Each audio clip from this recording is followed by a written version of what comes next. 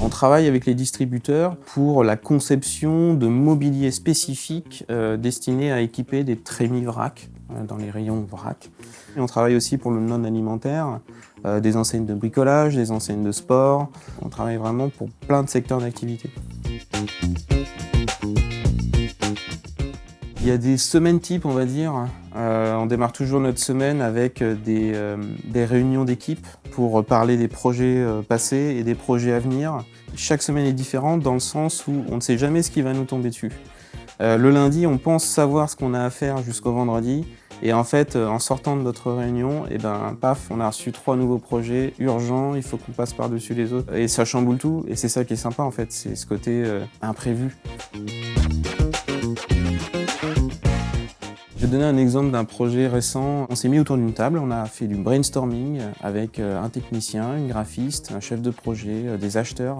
Et donc là, on réfléchit aux besoins clients, on pose des solutions, on fait des croquis, on fait des schémas, on fait des préconisations qu'on va fournir aux clients.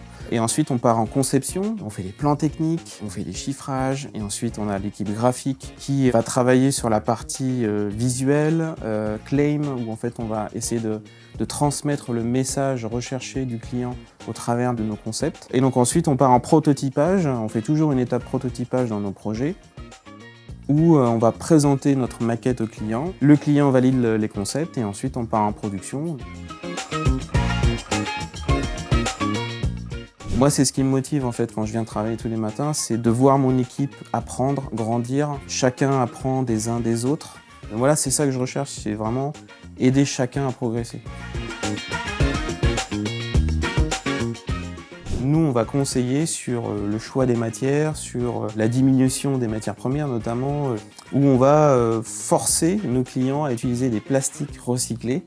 Ça, c'est vraiment quelque chose qui nous motive ici chez HL.